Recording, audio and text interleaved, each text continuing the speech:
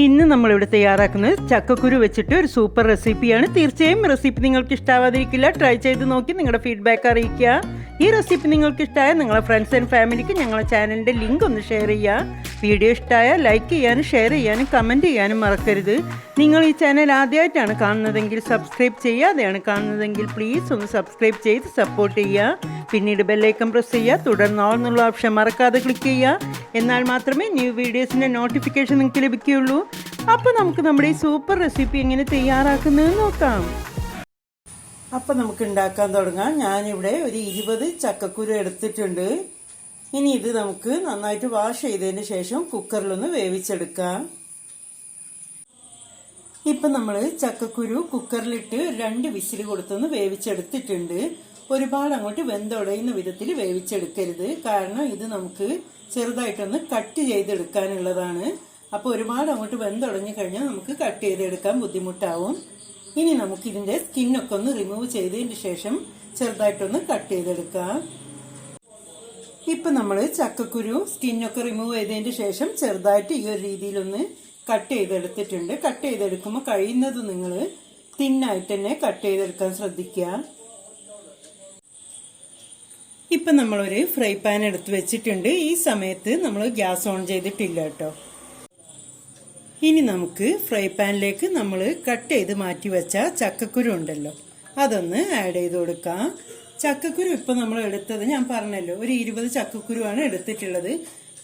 അപ്പൊ നിങ്ങൾ വീട്ടിൽ നിന്ന് എടുക്കുമ്പോൾ അതേ വലിപ്പത്തിലുള്ള തന്നെ കിട്ടണമെന്നില്ല. എന്നാലും നിങ്ങൾക്ക് ഒന്ന് ഞാൻ എടുത്തതിന്റെ കറക്റ്റ് മെഷർമെന്റ് കിട്ടാൻ വേണ്ടി ഞാൻ പറയാണ്.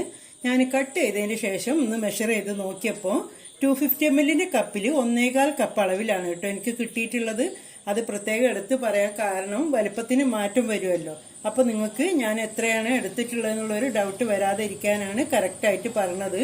അപ്പൊ നിങ്ങൾ എടുക്കുമ്പോൾ ആ ഒരു ഈ രീതിയിലൊന്ന് കട്ട് ചെയ്തെടുത്തിട്ട് നമ്മൾ മെഷർമെന്റ് കപ്പിലൊന്ന് അളന്നെടുക്കുക. ഇനി കപ്പില്ലെങ്കിൽ വീട്ടിലുള്ള ഏതെങ്കിലും ഒരു ബൗളിലൊന്ന് അളന്നെടുത്താലും മതി. അപ്പോൾ പറഞ്ഞല്ലോ ഈ ഒരു അളവിലാണ് ഞാൻ എടുത്തിട്ടുള്ളത്. ഇനി നമുക്ക് 1/2 കപ്പ് അളവില് പഞ്ചസാര ആഡ് ചെയ്ത് കൊടുക്കാം.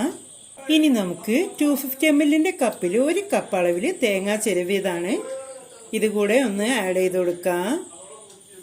ഇനി നമുക്ക് 10 രൂപയുടെ ഒരു മിൽക്ക് പൗഡർ ഒന്ന് ആഡ് ചെയ്ത് കൊടുക്കാം. ഇത് നിങ്ങൾക്ക് ഇങ്ങനെയുള്ള മിൽക്ക് പൗഡറിന്റെ സാഷേ ആകുമ്പോൾ ഈസി ആയിട്ട് അവൈലബിൾ ആയിരിക്കും. ഇനി അതല്ല വലിയ പാക്കറ്റോ വലിയ ബോട്ടിലോ ആണ് മിൽക്ക് പൗഡർ നിങ്ങളെ വീട്ടിലുള്ളതാണെങ്കിൽ ഒരു 2 ടേബിൾ സ്പൂൺ അളവിലൊന്ന് ആഡ് ചെയ്ത് കൊടുക്കുക. ഇത് തീർച്ചയായിട്ടും കയ്യിലുണ്ടെങ്കിൽ ഒന്ന് ആഡ് ചെയ്ത് കൊടുക്കുക. ഇല്ലെങ്കിൽ സ്കിപ്പ് ചെയ്യാവുന്നതാണ്. പക്ഷെ നമ്മൾ ചേർത്ത് കൊടുത്താൽ കഴിക്കുമ്പോൾ കൂടുതൽ ടേസ്റ്റ് തന്നെ ആയിരിക്കും.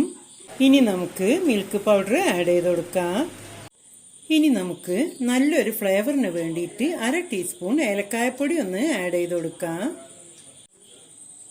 മധുരം ഒന്ന് ബാലൻസ് ചെയ്യാനായിട്ട് ഒരു പിഞ്ച് ഉപ്പ് ആഡ് ചെയ്ത് കൊടുക്കാം. 1 ടേബിൾ സ്പൂൺ അളവില് ചെറുതായിട്ടൊന്ന് ക്രഷ് ചെയ്തെടുത്ത കാഷ്നട്ട് ഒന്ന് ആഡ് ചെയ്ത് കൊടുക്കാം. ഞാനിവിടെ കാഷ്നട്ട് മാത്രമാണ് ഈ ടൈമിൽ ആഡ് ചെയ്തിട്ടുള്ളത്. നിങ്ങളുടെ കയ്യിൽ വേറെ നട്ട്സ് ഒക്കെ ഉണ്ടെങ്കിൽ താല്പര്യം ഉണ്ടെങ്കിൽ തീർച്ചയായും ആഡ് ചെയ്ത് കൊടുക്കാവുന്നതാണ്. 1 ടീസ്പൂൺ അളവില് നെയ്യ് ആഡ് ചെയ്ത് കൊടുക്കാം. ഇനി നമുക്ക് നല്ലൊരു കളറിന് വേണ്ടിയിട്ട് ഒരു പിഞ്ച് ഫുഡ് കളർ ഒന്ന് ആഡ് ചെയ്ത് കൊടുക്കാം.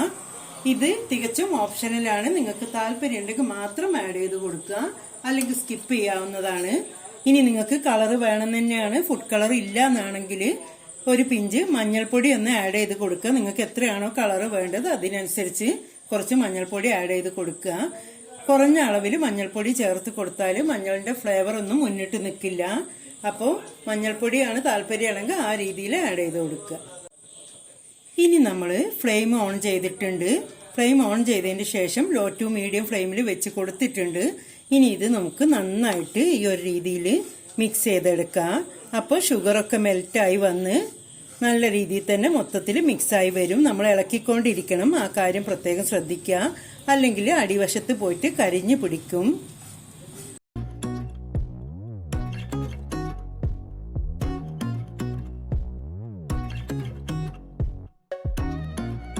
അപ്പൊ ഇതിവിടെ മൊത്തത്തിൽ മിക്സ് ആയിട്ട് റെഡിയായി വന്നിട്ടുണ്ട്. ഷുഗറൊക്കെ നന്നായിട്ട് മെൽറ്റായിട്ട് എല്ലാതും മൊത്തത്തിൽ നന്നായിട്ട് മിക്സായി വന്നിട്ടുണ്ട്. കണ്ടല്ലോ, ഈ ഒരു രീതിയിൽ നമ്മൾ പ്രസ് ചെയ്ത് നോക്കുമ്പോൾ തന്നെ അറിയാം ഈ ഒരു രീതിയിൽ വെറ്റായിട്ട് വന്നിട്ടുണ്ട്, മൊത്തത്തിൽ മിക്സ് ആയിട്ടുണ്ട്. അഥവാ നിങ്ങൾ ചെയ്തെടുക്കുമ്പോൾ നിങ്ങളെ മെഷർമെന്റിൽ അങ്ങോട്ടോ ഇങ്ങോട്ടോ മാറ്റം വന്നിട്ട് ഒരുപാട് അങ്ങോട്ട് ഡ്രൈ ആയിട്ട് തോന്നുകയാണെങ്കിൽ ഇത്തിരി ചൂടുവെള്ളം ഒന്ന് ആഡ് ചെയ്ത് കൊടുക്കുക. എന്നിട്ട് ഈ ഒരു രീതിയിൽ നമ്മൾ മിക്സ് റെഡിയാക്കി എടുക്കുക. അപ്പം ഇത് കണ്ടല്ലോ, ഈ ഒരു രീതിയിലാണ് നമ്മൾ റെഡിയാക്കി എടുത്തിട്ടുള്ളത്. നിങ്ങനെ പ്രസ് ചെയ്ത് നോക്കുമ്പോൾ തന്നെ നിങ്ങൾക്ക് മനസ്സിലാവും നന്നായിട്ട് തന്നെ വെറ്റായി വന്നിട്ടുണ്ട്. ഇത് റെഡി ആയിട്ടുണ്ട്. ഇനി നമ്മൾ ഫ്ലെയിം ഓഫ് ചെയ്യാണ്. ഇപ്പൊ നമ്മൾ ബർഫി സെറ്റ് ചെയ്യാനായിട്ട് ഒരു പുഡിംഗ് ട്രേ എടുത്തിട്ടുണ്ട്. പുഡിംഗ് ട്രേ തന്നെ വേണമെന്ന് ഒട്ടും നിർബന്ധമില്ല. നിങ്ങളെ വീട്ടിലുള്ള ഏത് പ്ലേറ്റിലാണെങ്കിലും ഏത് ബൗളിലാണെങ്കിലും ഏതിൽ വേണമെങ്കിലും നിങ്ങൾക്ക് സെറ്റ് ചെയ്തെടുക്കാവുന്നതാണ്. ഇനി നമ്മളിവിടെ ഇത്തിരി ബദാം സ്ലൈസ് ചെയ്ത് എടുത്തിട്ടുണ്ട്, ചെറുതായിട്ടൊന്ന് സ്ലൈസ് ചെയ്ത് എടുത്തിട്ടുണ്ട്. ഇനി നമുക്ക് പുഡിംഗ് ട്രേയിലേക്ക് ഒന്ന് ജസ്റ്റ് ഒന്ന് ഡെക്കറേഷന് വേണ്ടിയിട്ട് ഇത്തിരി സ്പ്രെഡ് ചെയ്ത് കൊടുക്കാം. ഇനി നമുക്ക് ബദാം ജസ്റ്റ് ഈ ഒരു രീതിയിലൊന്ന് ഇട്ട് കൊടുക്കുക. ഇതൊന്നും നിങ്ങൾ ചെയ്യണം നിർബന്ധമില്ല, കയ്യിലുണ്ടെങ്കിൽ മാത്രം ചെയ്യുക. നമ്മളൊരു വീഡിയോ ഫോട്ടോ ഒക്കെ എടുക്കുമ്പോൾ ഒരു ഭംഗിക്കും കൂടി വേണ്ടി ചെയ്യുകയാണ്. ഇനി നമ്മളെ ചക്കക്കുരു മിക്സ് ഇതിലേക്ക് ഇട്ട് കൊടുക്കാം.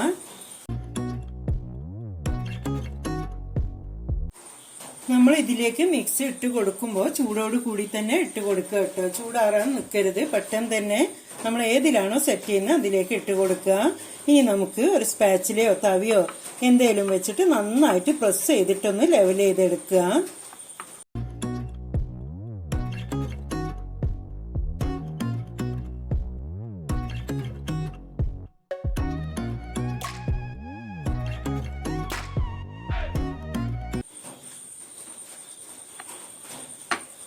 ഇപ്പം നമ്മൾ ഈ ഒരു രീതിയിൽ നന്നായിട്ട് തന്നെ സ്പാച്ചില വെച്ച് ലെവൽ ചെയ്ത് എടുത്തിട്ടുണ്ട്. നന്നായിട്ട് പ്രസ് ചെയ്തിട്ട് തന്നെ ചെയ്യുക കേട്ടോ. ഇനി നമുക്ക് ഇതിന് മുകളിലായിട്ട് ഇത്തിരി ബദാമും കൂടി ഒന്ന് സ്പ്രെഡ് ചെയ്ത് കൊടുക്കാം.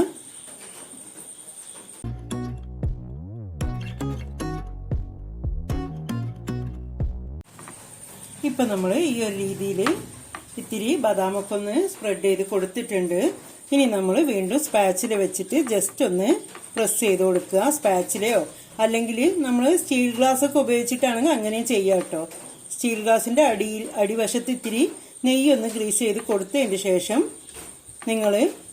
നമ്മൾ ആദ്യം ലെവൽ ചെയ്തെടുത്തതാണെങ്കിലും അല്ലെങ്കിലും ഈ സമയത്താണെങ്കിലൊക്കെ ഗ്ലാസ് വെച്ചിട്ട് പ്രസ് ചെയ്ത് കൊടുത്താൽ തന്നെ നല്ല രീതിയിൽ ലെവലായി വരും.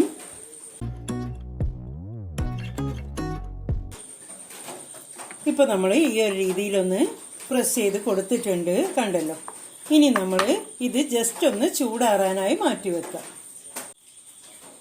ഇപ്പൊ ഇതിവിടെ ജസ്റ്റ് ഒന്ന് ചൂടാറിയിട്ടുണ്ട്, ഒരുപാട് അങ്ങോട്ട് ചൂടാറിയിട്ടില്ല, കണ്ടല്ലോ. ഇനി നമ്മൾ ഇതൊന്ന് കട്ട് ചെയ്ത് കൊടുക്കാം. ചെറുതായിട്ട് ചൂടുള്ള ടൈമിൽ തന്നെ നമ്മളൊന്ന് കട്ട് ചെയ്ത് വെക്കണം. അപ്പോഴാണ് നമുക്ക് ചൂടാറിക്കഴിഞ്ഞാൽ കറക്റ്റായിട്ട് എടുക്കാൻ കിട്ടുക.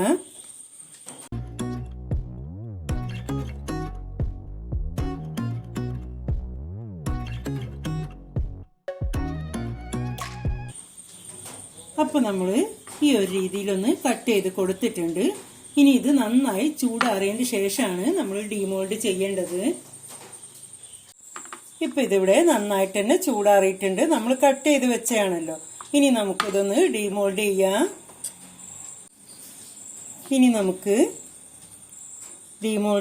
നമ്മൾ കട്ട് ചെയ്ത് വെച്ച കാരണം പെട്ടെന്ന് തന്നെ സെറ്റ് ആയി കഴിഞ്ഞാൽ പെട്ടെന്ന് തന്നെ നമുക്ക് എടുക്കാൻ പറ്റും.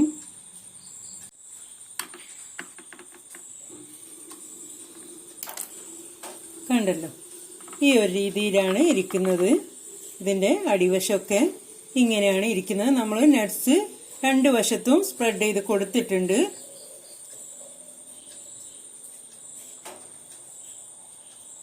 എല്ലാ വശവും ഞാൻ നിങ്ങളെ കാണിക്കാം.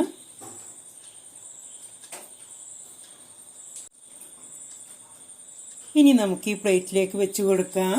ഇനി മൊത്തത്തിൽ കട്ട് ചെയ്തെടുത്ത് പ്ലേറ്റിലേക്ക് വെച്ചതിന് ശേഷം ഞാൻ നിങ്ങളെ കാണിക്കാം. അപ്പൊ നിങ്ങൾ കണ്ടല്ലോ, നമ്മൾ ചക്കക്കുരു വെച്ച് തയ്യാറാക്കിയ ഒരു അടിപൊളി ബർഫി തന്നെയാണിത്. ഇപ്പൊ ചക്കയുടെ മാങ്ങയുടെ ഒക്കെ കാലമായത് കൊണ്ട് തന്നെ ചക്കയൊക്കെ എല്ലാവരുടെ വീട്ടിലും ഉണ്ടാവും. നമ്മളെ വീടുകളിൽ ഇല്ലെങ്കിൽ നമ്മൾ അടുത്ത വീടുകളിലൊക്കെ ഉണ്ടാവും. നമുക്ക് ചക്കയൊക്കെ കഴിക്കാൻ കിട്ടിയിട്ടുണ്ടാവും. അപ്പൊ ചക്കക്കുരു ഒക്കെ വെച്ചിട്ട് നമ്മൾ ഒരുപാട് റെസിപ്പികൾ ചെയ്യാറുണ്ട്. ഈ ഒരു രീതിയിൽ ചക്കക്കുരു കൊണ്ടുള്ള ബർഫി നിങ്ങൾ ഇതുവരെ ട്രൈ ചെയ്ത് നോക്കിയിട്ടില്ലെങ്കിൽ ട്രൈ ചെയ്ത് നോക്കുക. നല്ല സൂപ്പർ ടേസ്റ്റ് തന്നെയാണ്. കുട്ടികൾക്കാണെങ്കിൽ നമുക്കാണെങ്കിൽ എല്ലാവർക്കും ഇഷ്ടാവും. കുട്ടികൾ സ്കൂൾ വിട്ട് വരുന്ന ടൈമിലൊക്കെ നമുക്ക് പെട്ടെന്ന് ഈ ഒരു രീതിയിലൊക്കെ റെഡിയാക്കി കൊടുക്കാൻ പറ്റും. ഈവനിങ് സ്നാക്കായിട്ട് ചിലവ് കുറഞ്ഞ രീതിയിൽ നമുക്ക് തയ്യാറാക്കി എടുക്കാൻ പറ്റിയൊരു നല്ലൊരു സ്നാക്ക് തന്നെയാണിത്. തീർച്ചയായിട്ടും ട്രൈ ചെയ്ത് നോക്കുക. എന്തായാലും നിങ്ങൾക്ക് ഇഷ്ടാവാതിരിക്കില്ല. തേങ്ങയൊക്കെ എപ്പോഴും നമ്മളെ വീടുകളിൽ ഉണ്ടാവും. നട്ട്സ് നിങ്ങൾക്ക് താല്പര്യം ഉണ്ടെങ്കിൽ മാത്രം ചേർത്ത് കൊടുക്കുക, അല്ലെങ്കിൽ സ്കിപ്പ് ചെയ്യാവുന്നതാണ്. ഇനി ഞാൻ നിങ്ങളെ ഇതൊന്ന് കട്ട് ചെയ്ത് കാണിക്കുക. കണ്ടല്ലോ, ഈ ഒരു രീതിയിലാണ് ഇരിക്കുന്നത്. ഞാൻ നേരത്തെ നിങ്ങളെ കാണിച്ചിട്ടുണ്ടായിരുന്നു, വീണ്ടും കാണിക്കുകയാണ്. കണ്ടല്ലോ, ഈ ഒരു രീതിയിലാണ് ഇരിക്കുന്നത്. നല്ല സോഫ്റ്റ് ആണ്, കഴിക്കാനൊക്കെ നല്ല സൂപ്പർ ടേസ്റ്റ് തന്നെയാണ്. അപ്പൊ തീർച്ചയായിട്ടും നിങ്ങൾ ട്രൈ ചെയ്ത് നോക്കുക. ട്രൈ ചെയ്ത് നോക്കി നിങ്ങളെ ഫീഡ്ബാക്ക് അറിയിക്കാം. റെസിപ്പിയെ കുറിച്ച് നിങ്ങൾക്ക് ഡൗട്ട്സ് വല്ലതും ഉണ്ടെങ്കിൽ അതും ചോദിക്കാവുന്നതാണ്. റിപ്ലൈ തരുന്നതായിരിക്കും. ഈ വീഡിയോ നിങ്ങൾക്ക് ഇഷ്ടമാവുകയാണെങ്കിൽ ലൈക്ക് ബട്ടൺ പ്രസ് ചെയ്യാൻ മറന്നു പോകരുത്. ഇതുവരെ തന്ന നല്ല സപ്പോർട്ട് വീണ്ടും പ്രതീക്ഷിക്കുകയാണ്. നിങ്ങൾക്ക് ഇഷ്ടമാകുന്ന നല്ലൊരു റെസിപ്പിയായി വീണ്ടും നിങ്ങളുടെ മുന്നിലെത്താം. Thank you.